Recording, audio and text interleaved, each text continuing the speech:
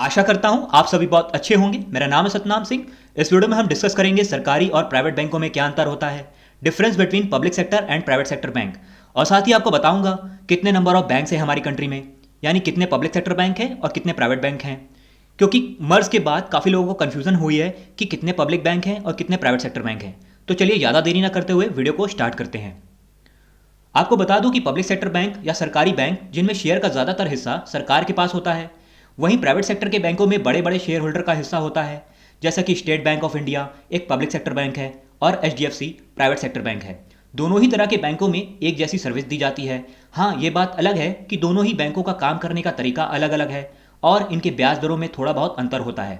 Public sector बैंकों में share का एक बड़ा हिस्सा सरकार के पास रहता है। आमतौर पर पब्लिक सेक्टर बैंकों में सरकार की हिस्सेदारी 50% से ज़्यादा होती है और इसी वजह से बैंकों की आम बोलचाल की भाषा में सरकारी बैंक भी कहते हैं। बता दें कि इन बैंकों पर सरकार का पूरा कंट्रोल रहता है। इनमें state bank of India, Punjab national bank जैसे बड़े बड़े बैंक शामिल हैं। और वहीं प्राइवेट सेक्टर के बैंकों की कमान उनके शेयर होल्डरों के हाथों में रहती है और ऐसे बैंकों को निजी लोगों द्वारा ऑपरेट किया जाता है। प्राइवेट सेक्टर के बैंक काम को जल्दी निपटाने में और अच्छी सर्विस देने के लिए मामले में आगे रहते हैं, लेकिन ये बात कुछ और है कि प्राइवेट सेक्टर के ये बैंक सुविधा के बदले फीस भी लेते हैं और वहीं पब्लिक सेक्टर बैंकों में कस्टमर का ख्याल रखा जाता है और उन्हें कम सुविधा शुल्क में बेहतर सर्विस देने की कोशिश की जाती है। बता दें कि ज़्यादातर पब्लिक सेक्टर बैंकों में सरकारी कर्मचारियों का खाता होता है। ऐसा इसलिए भी होता है क्योंकि इसी के ज़रिए उन्हें उनकी सैलरी दी जाती है। वहीं प्राइवेट सेक्टर के बैंकों का टारगेट प्राइवेट सेक्टर में काम करने वाले लोगों का होता है। ये बैंक प्राइवेट सेक्टर में काम करने वाले लोगों को उनकी सैलरी के लिए अकाउंट देते हैं और साथ ही साथ क्रेडिट कार्ड और नेट बैंकिंग की सुविधा भी देते हैं।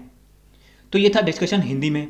अब हम इंग्लिश में डिस्कशन करेंगे क्योंकि हमारे काफ़ी सारे सब्सक्राइबर्स साउथ साइड से भी हैं, तो हम डिस्कशन अब इंग्लिश में स्टार्ट करते हैं। Difference between private sector bank and public sector bank. Private sector is a very wide term. Any bank that is not in public sector is ultimately called a private sector bank. So there are some new generation private sector banks and there are some old generation private sector banks, and the capabilities and capacities of both these types of banks are different. So if we look as HDFC Bank, ICICI Bank, Axis Bank, they are called new generation private sector banks. They were created after reforms set out by Dr. Manmohan Singh in 1991. They have grown very well and now they are having a leading position as far as banking concerned. But as far as staff is concerned, some banks are offering good opportunity and another are not.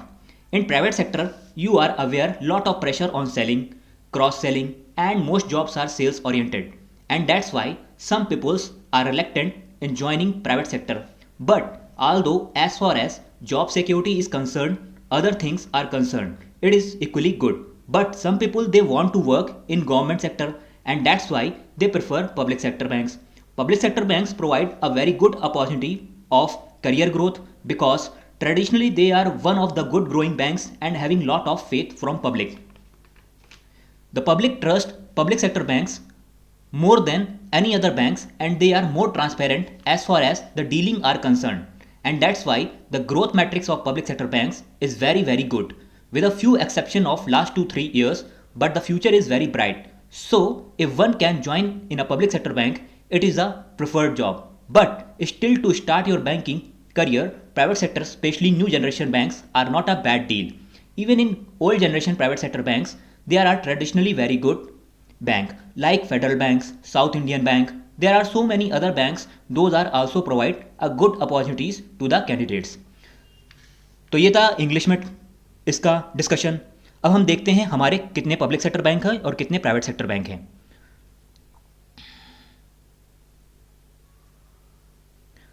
तो एक बहुत ही महत्वपूर्ण question होता है, frequently पूछा जाता है और काफ़ी लोगों के कन्फ्यूजन भी रहती है।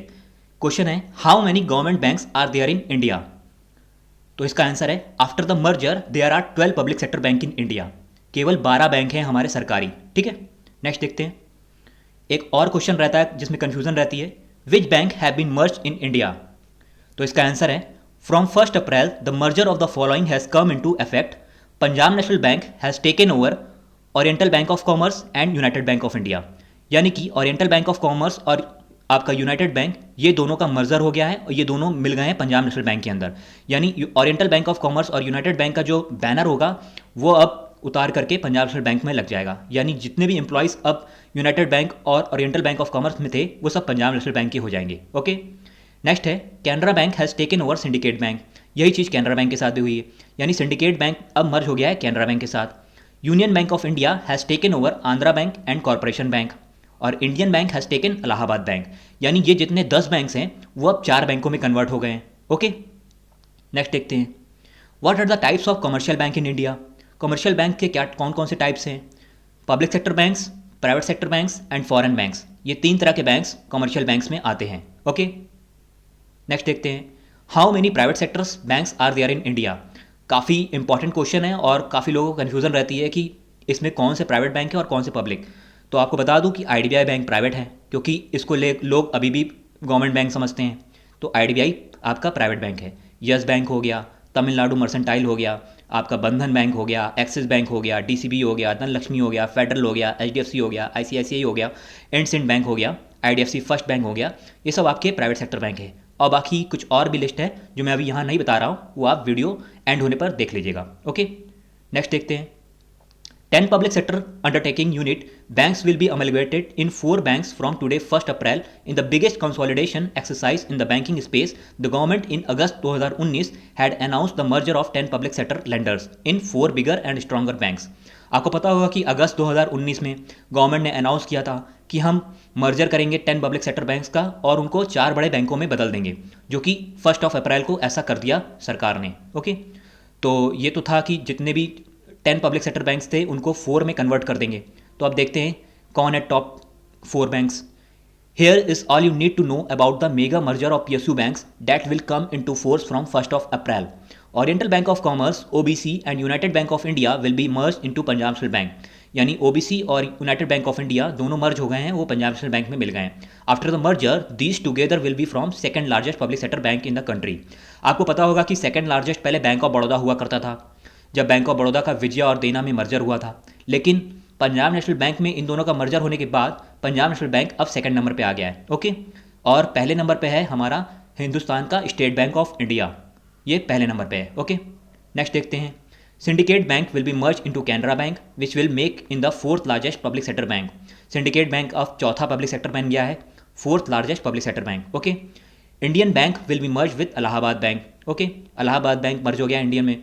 Union bank of India will be merge with Andhra bank and corporation bank. Okay, next देखते हैं customers including depositors of merging banks will be treated as customers of banks in these banks have been merge with effect from 1st of April 2020.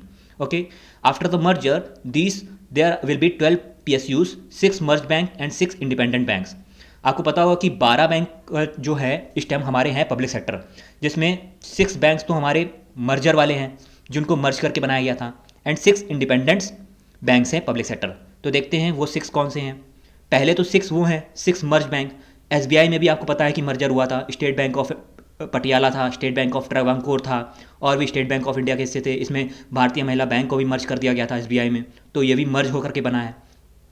फिर bank of Baroda विजय और देना के साथ मर्ज होकर बना है।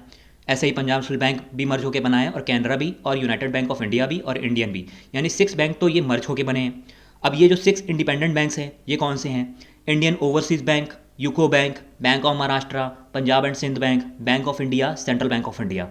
यानी कुल मिलाकर के हमारे सिर्फ इतने ही पब्लिक सेक्टर बैंक हैं। यानी ये 12 ही खाली सरकारी बैंक हैं और कोई भी सरकारी बैंक की लिस्ट में नहीं आता है, according to reserve bank of India website. Okay, next देखते हैं the oriental bank of commerce and united bank of India will operate as a branches of Punjab national bank from tomorrow 1st of April 2020.